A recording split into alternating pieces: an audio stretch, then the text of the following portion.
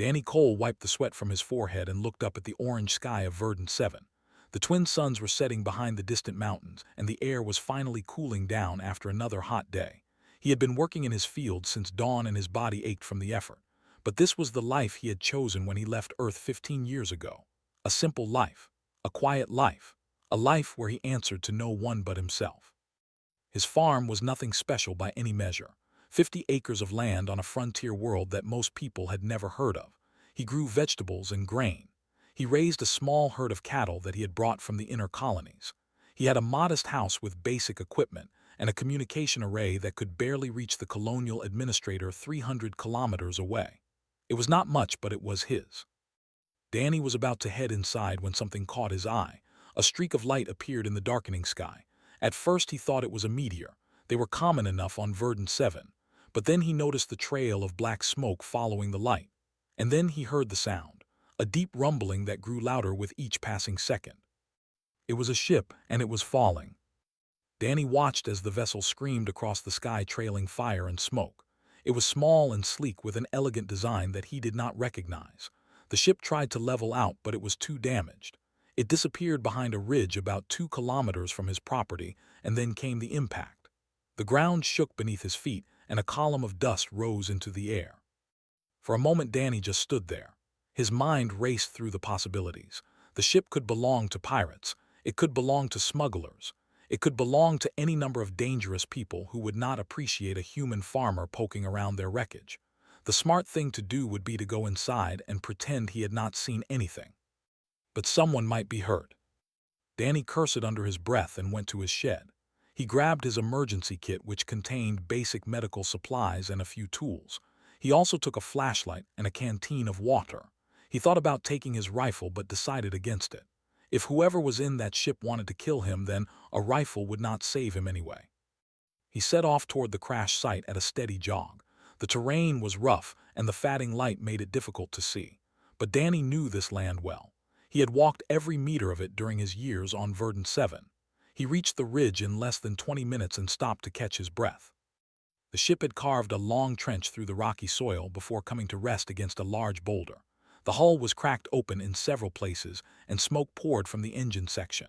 Danny could see now that the design was. The graceful curves and the shimmering metal were unmistakable. The Dominion controlled this sector of space, but they rarely bothered with frontier worlds like Verdant 7. Humans were beneath their notice. Danny approached the wreck carefully. The hull was hot to the touch, and he could hear the hiss of escaping atmosphere. He found a breach large enough to climb through and squeezed inside. The interior was dark except for the flickering of damaged control panels. The air smelled of burning metal and something else, something organic. He found the pilot in the main compartment. A female was strapped into the command chair. She was unconscious and bleeding from a wound on her head. Her left arm was bent at an unnatural angle, and her breathing was shallow and weak. Her skin was pale blue like all, but even in the dim light Danny could see the elaborate silver markings that covered her face and neck. He had never seen markings so complex. Danny did not waste time wondering who she was. He unbuckled her harness and carefully lifted her from the chair. She was lighter than he expected. Were taller than humans, but their bones were not as dense. He carried her out of the wreck and laid her on the ground away from the smoking vessel. The wound on her head was deep and still bleeding. Danny pressed a clean cloth against it and held it there. Her breathing was growing weaker. He knew that if he did not get her to shelter soon she would die. The nearest medical facility was 3 days away by ground transport. His communication array could not reach any ship in orbit. He was her only chance. Danny lifted her again and began the long walk back to his farm. She weighed almost nothing in his arms, but the terrain was difficult, and he had to move slowly to avoid jarring her injuries. The twin moons had risen by the time he reached his house, and his arms were burning from the effort. He laid her on his bed and got to work. He cleaned the head wound and stitched it closed with steady hands. He set her broken arm using splints made from pieces of scrap metal and strips of cloth. He checked her other injuries and found several deep cuts and bruises, but nothing that seemed immediately life-threatening. He had no idea how biology worked, but he hoped it was similar enough to human biology that his treatment would help. Throughout the night, Danny sat beside her and watched. He checked her breathing. He changed her bandages. He gave her small sips of water when she seemed able to swallow. She never woke, but her condition seemed to stabilize as the hours passed. Dawn came slowly on Verdant 7. The first sun rose over the eastern mountains and filled the room with pale golden light. Danny had not slept at all. He looked at the woman lying in his bed and wondered who she was. He wondered if anyone was looking for her. He wondered what would happen when she woke up. But those questions could wait. Right now she was alive. Right now she was safe. And right now that was enough. Danny went to his kitchen and made himself some coffee. It was going to be a long day. The woman woke on the second day. Danny was in the kitchen preparing a simple meal when he heard movement from the bedroom. He set down his knife and walked slowly toward the door. He did not want to startle her. She was sitting up in the bed when he entered. Her silver eyes were wide with fear and confusion. She looked around the room and then at Danny, and then she began speaking rapidly in her native language. The words were sharp and musical at the same time. Danny did not understand any of them. He raised his hands slowly and kept them open where she could see them. He spoke in a calm and gentle voice. He told her that she was safe. He told her that he had found her in the wreck of her ship and brought her here. He told her that he was not going to hurt her. She stopped speaking and stared at him. Her breathing was fast and shallow. Danny could see the panic in her eyes. He took a step back to give her more space. Then he pointed to himself and said his name. Danny. He said it again. Danny Cole. The woman watched him carefully. After a long moment, she seemed to understand what he was doing. She pointed to herself and spoke a single word. Danny smiled and nodded. He pointed to a glass of water on the table beside the bed. He mimed drinking, looked at the glass and then at Danny. She was clearly trying to decide if she could trust him. Finally, she reached out and took the water. She drank it slowly, and her eyes never left his face. Over the next few hours, they began to communicate. Knew some galactic common, which was the trade language used across known space. Her vocabulary was limited, but it was enough. Danny spoke slowly and used simple words. He asked her how she felt. She said she felt weak, but the pain was less than before. He asked her if she was hungry. She said yes. Danny brought her food. He had no idea what ate, so he offered her a variety of things from his kitchen. Bread, fruit, cooked vegetables. She examined each item with curiosity before tasting it. She seemed to prefer the fruit and ate several pieces with obvious enjoyment. As she ate, Danny explained what had happened. He told her about seeing her ship crash. He told her about finding her in the wreckage and carrying her back to his farm. He told her about treating her wounds through the night, listened without speaking. When he finished, she looked at him with an expression he could not read. "Why did you help me?" she asked. Danny was confused by the question. He told her that she was hurt and that helping her was the right thing to do, shook her head slowly. She said that humans and had no agreements, no treaties, no obligations to each other. Her people considered humans to be primitive, barely worth noticing. Why would he risk himself for someone who belonged to a species that looked down on his kind? Danny thought about this for a moment, then he shrugged. He told her that none of that mattered. He had found someone who was hurt and alone. Doing nothing was never something he considered. It was as simple as that. Stared at him for a long time. She seemed to be searching for something in his face, some hidden motive, some secret agenda, but there was nothing to find. Danny was exactly what he appeared to be, a simple farmer who had helped a stranger because it was the right thing to do. Over the following days, Danny continued to care for her. He changed her bandages and checked her wounds. He brought her food and water. He helped her stand when she wanted to move around. Her strength returned slowly but steadily. By the fourth day, she was able to walk on her own, though she tired easily. Watched Danny constantly. She observed him working in his fields. She watched him feed his animals. She saw how he repaired his equipment with patience and skill. She asked him questions about human customs and traditions. She wanted to know about families and friendships and the values that humans held dear. Danny answered as best he could. When asked about the crash, Danny noticed that she became evasive.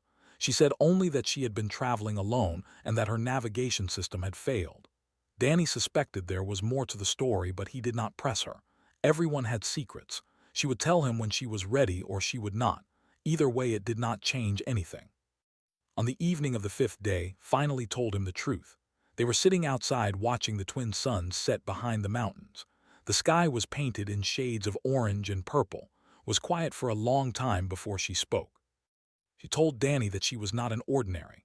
The elaborate silver markings on her skin indicated the highest royal bloodline. She was the youngest daughter of Empress who ruled the entire dominion. She had been fleeing an arranged marriage to a member of a rival noble house. A marriage she did not want. A marriage that would have made her a political prisoner for the rest of her life. She had disabled her own tracking beacon so that no one could find her. Danny listened to all of this without interrupting. When she finished, he was silent for a moment. Then he asked her if she wanted more fruit. There was still some left from dinner. Looked at him with complete surprise. She asked if he had heard what she said. She was royalty. Her mother was the most powerful person in the Dominion. Did that not change anything? Danny shook his head. He told her that it changed nothing. She had been hurt and alone, and he had helped her. Her title and her family did not matter. She was still just to him. The woman he had pulled from a crashed ship and nursed back to health. Was silent for a long time. Then she asked him what he wanted in return for saving her life. Among her people, such a debt was significant. He could ask for almost anything, and she would be obligated to provide it. Danny smiled and shook his head again. He told her that he wanted nothing. Helping someone should not come with conditions. She owed him nothing and he expected nothing. That was not why he had done it. Stared at him as if seeing him for the first time. As if seeing humans for the first time. She did not know what to say, so she said nothing. She just sat there beside him and watched the suns disappear below the horizon. Somewhere above them, in the darkness of space, her family was searching for her. But for now, she was content to stay exactly where she was. 8 days had passed since the crash. Was recovering well, though her arm was still in a splint, and she tired easily. Danny had fallen into a comfortable routine. He would work in his fields during the day and spend his evenings talking with about their very different lives. She was curious about everything, and he found that he enjoyed her company. He was repairing a fence on the eastern edge of his property when the alarm sounded. His perimeter sensors had detected multiple objects entering the atmosphere. Danny looked up and saw them immediately. 8 points of light descending through the orange sky in perfect formation. They were moving too slowly to be meteors. They were ships. Danny ran back to the house, was standing in the doorway. Her face had gone pale and her silver eyes were fixed on the approaching vessels. She knew who they were. Danny could see it in her expression. "They have found me," she said quietly. The ships landed in a wide circle around his property. They were enormous and beautiful with hulls of gleaming silver and gold. Each one bore different markings that Danny did not recognize. Script covered their sides in flowing patterns. These were not military ships. These were something else entirely. Danny walked out to meet them, followed close behind him despite his suggestion that she stay inside. She said that hiding would accomplish nothing. She was right. The first ship opened and figures began to emerge. Tall and elegant with pale blue skin and silver markings. They wore armor that seemed more ceremonial than practical. It was covered in jewels and precious metals that caught the light of the setting suns. Behind them came guards carrying weapons that hummed with barely contained energy. From each of the 8 ships came similar groups. Danny counted at least 50 now standing on his land. They formed into ranks with military precision. And then from the largest ship came someone who was clearly in charge. She was the tallest Danny had ever seen. Her silver markings covered nearly every visible inch of her skin. They seemed to glow with an inner light. She wore a crown of delicate metal that rose from her forehead like frozen flames. Her eyes were the same silver as but harder, colder. This was a woman who commanded billions. "Mother," said softly. Empress stopped a few meters from Danny. Her guards moved to flank her with their hands on their weapons. 7 others took positions behind her. These were clearly important figures as well. Their markings were nearly as elaborate as the Empress herself. Danny guessed they were members of some kind of council or advisory body. The Empress looked at Danny. Her expression was unreadable. She studied him the way someone might study an insect, something small and insignificant that had somehow attracted attention. Danny met her gaze without flinching. He was just a farmer. He had no titles or power or importance, but he was standing on his own land and he would not be intimidated by anyone. He greeted her politely and invited her inside. It was what he would do for any visitor. The Empress seemed surprised by this. Her guards tensed at his casual tone.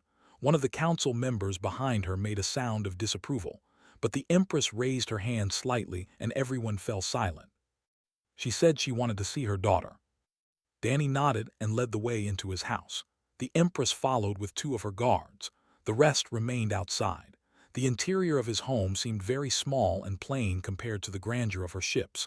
Danny wondered what she thought of it. He suspected she had never been in such a humble dwelling in her entire life.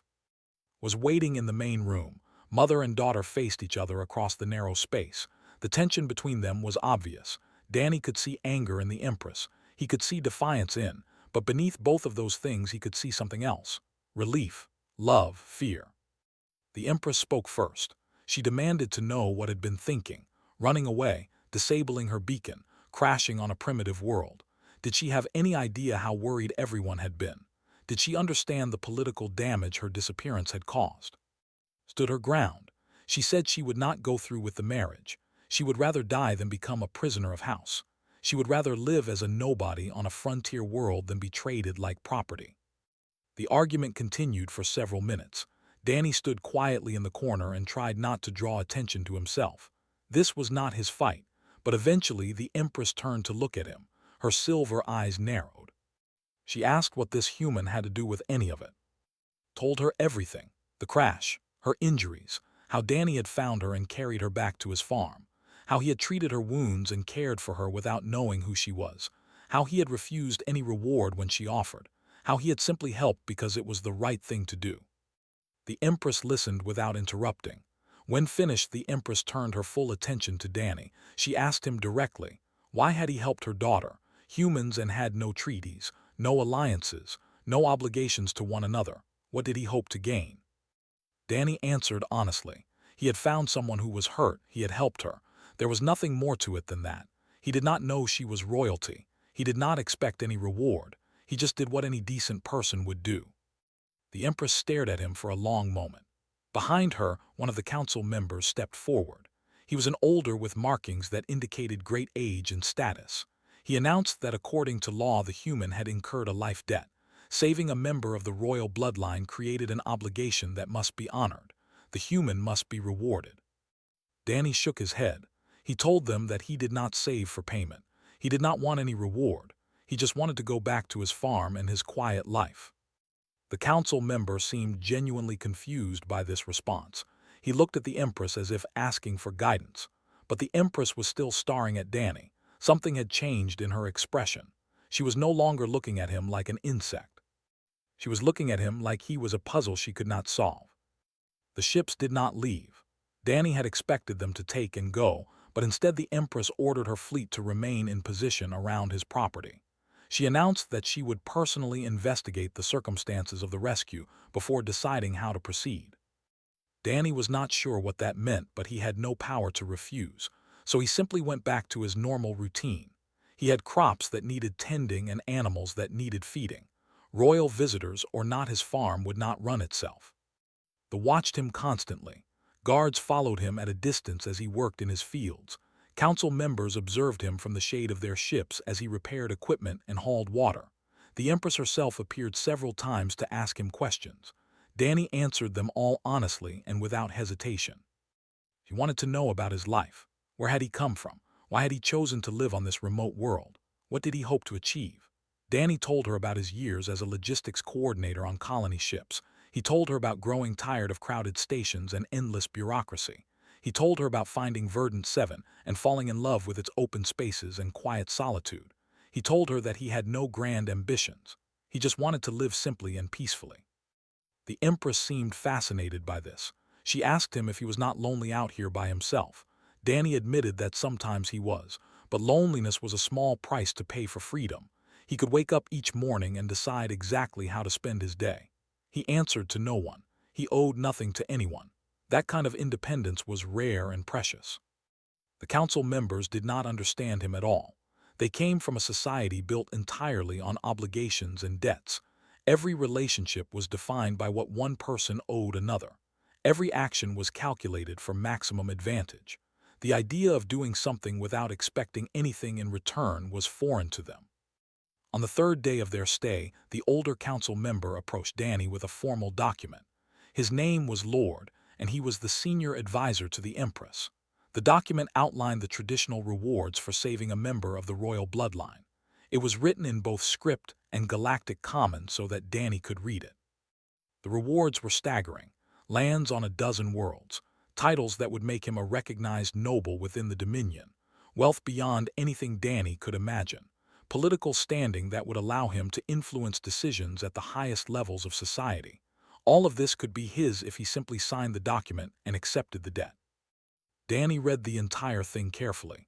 Then he handed it back to Lord and politely declined. He explained that he already had land. He did not want titles. He had no use for excessive wealth, and he had absolutely no interest in politics. He was happy with his life exactly as it was. Lord was visibly frustrated. He argued that the debt must be repaid. It was not optional. It was law. To leave such a significant obligation unfulfilled would create instability in the entire system. Other noble houses would question the honor of the royal family. It could lead to political consequences that Danny could not even imagine. Danny listened patiently to all of this. Then he asked a simple question. What if he did not care about law or politics? What if he simply refused to accept anything and went back to his farming? What would they do then? Lord had no answer. He had clearly never encountered such a situation before. That evening found Danny sitting on his porch watching the stars come out. Her arm was still in a splint, but she moved more easily now. She sat down beside him and was quiet for a long time. Finally, she spoke. She told him that she had been talking to her mother.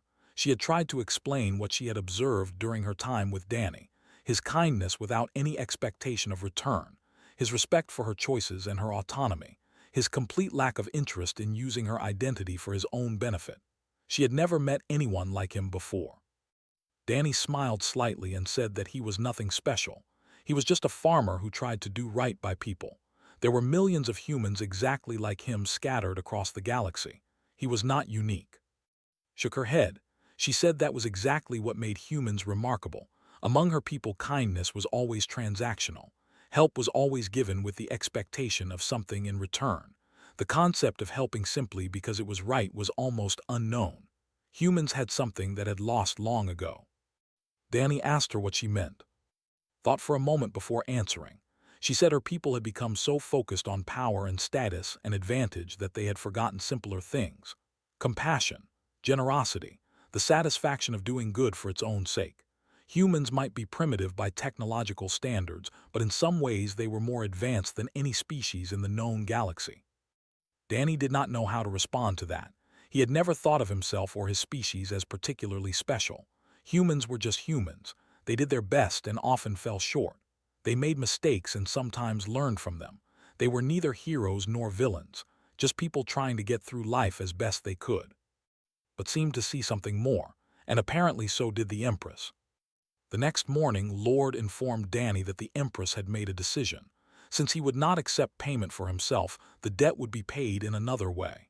Danny asked what that meant. Lord said the Empress would explain personally. Danny was to present himself aboard the flagship at midday. A formal audience had been arranged. Danny looked down at his work clothes. They were dusty and stained from days of labor. He asked if he should change into something more appropriate. Lord studied him for a moment. Then something that might have been a smile crossed his face. He said that Danny should come exactly as he was. The Empress wanted to see the real human, not some pretender dressed in borrowed finery. Danny shrugged and went back to feeding his animals. He would finish his morning chores first. The Empress could wait. Danny had never been inside a ship before. The interior of the Empress's flagship was unlike anything he had ever seen. The walls seemed to be made of living crystal that pulsed with soft light.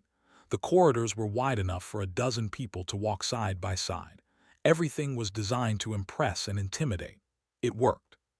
Guards escorted him through the ship to a massive chamber near the center. The ceiling rose so high that Danny could barely see it. Pillars of silver metal lined the walls. At the far end of the room sat a throne carved from a single piece of dark stone. The Empress was waiting there. Behind her stood the 7 members of the High Council, including Lord.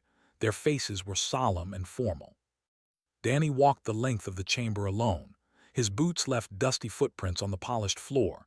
He could feel dozens of eyes watching him, judging him. He kept his head up and his pace steady. He was not ashamed of who he was or where he came from. He stopped a few meters from the throne and waited.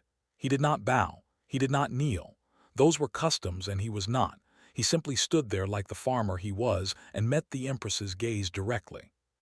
Empress studied him for a long moment. Then she rose from her throne and descended the steps until she stood at his level. This seemed to surprise the council members.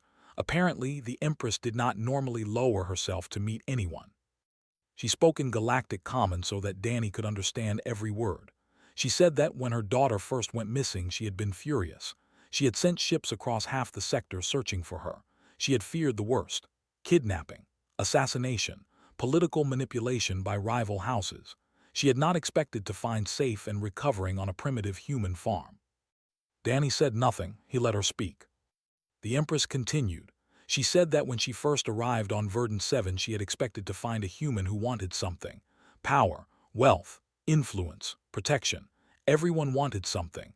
That was the fundamental truth of politics and diplomacy. No one acted without expecting something in return. But Danny had wanted nothing. He had saved her daughter's life and asked for nothing in return. He had refused every reward they offered. He had treated a princess of the Dominion with the same simple kindness he would show to anyone. He had looked at the most powerful woman in the galaxy and invited her inside for refreshments as if she were a neighbor stopping by for a visit. Danny shrugged slightly. He said that he treated everyone the same way: rich or poor, powerful or weak, human or it made no difference to him. People were people. The Empress nodded slowly. She said that this was exactly what made him remarkable. She had ruled the Dominion for over 200 years. She had met thousands of diplomats and politicians and nobles from hundreds of species. She had never met anyone like Danny Cole, a man who genuinely wanted nothing except to be left alone with his farm and his simple life. She turned to address the full chamber. Her voice carried to every corner of the massive room. She announced that the life debt owed to Danny Cole would be paid. But since he refused to accept payment for himself, the debt would be paid to his entire species instead. Danny felt his heart stop for a moment. He opened his mouth to protest, but the Empress raised her hand to silence him. She declared that the Dominion would enter into formal diplomatic relations with human colonies throughout the galaxy. Trade agreements would be established. Economic partnerships would be formed. Humans would be granted protected status within Dominion space. Any human in need of aid would receive assistance from authorities without question. This was the price of saving a royal life. This was how the debt would be honored. The council members murmured among themselves. This was unprecedented. The Dominion had never extended such privileges to any species before, certainly not to humans who they had always considered beneath their notice. Danny found his voice at last. He protested that he could not accept such a gift on behalf of all humanity. He was nobody, a farmer with no authority or standing. He could not speak for his entire species. The Empress smiled slightly. It was the first time Danny had seen any warmth in her expression. She said that authority was irrelevant. Danny's actions had represented the best qualities of humanity: compassion, selflessness, moral courage. His species would benefit from his example whether he claimed the right to speak for them or not. Lord stepped forward with another document.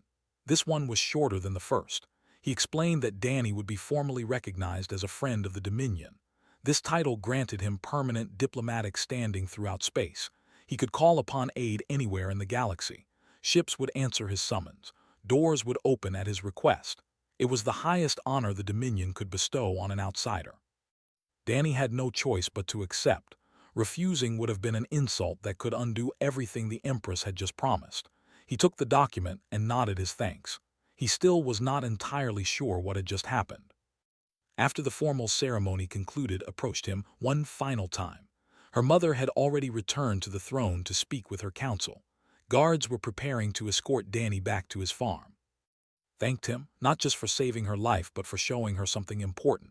She said she had grown up believing that power was the only thing that mattered, that everyone acted from self-interest, that kindness was weakness. Danny had proven her wrong. He had shown her that true nobility had nothing to do with blood or titles or wealth. It came from how you treated others, especially when you had nothing to gain. She promised that she would remember his lessons. Someday she might be Empress herself. When that day came, she would try to rule with the same simple decency that Danny had shown her. She would try to be worthy of the kindness he had given so freely. Danny smiled and wished her well. He hoped she would find happiness whatever path she chose. Then the guards led him away and he returned to his farm. The fleet departed that evening. Danny stood in his field and watched the 8 ships rise into the orange sky. They climbed higher and higher until they were just points of light among the stars. Then they were gone. Danny looked around at his property. His crops still needed harvesting. His fence still needed mending. His animals still needed feeding. Nothing had really changed. He was still just a farmer on a remote world at the edge of known space. But somewhere out there word was spreading. The story of the human who saved an alien princess and wanted nothing in return. The story of a simple act of kindness that had forged an alliance between species.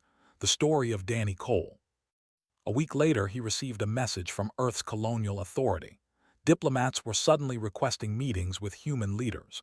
Trade negotiations were being proposed. Cultural exchanges were being discussed, and every communication mentioned his name. Danny read the message twice.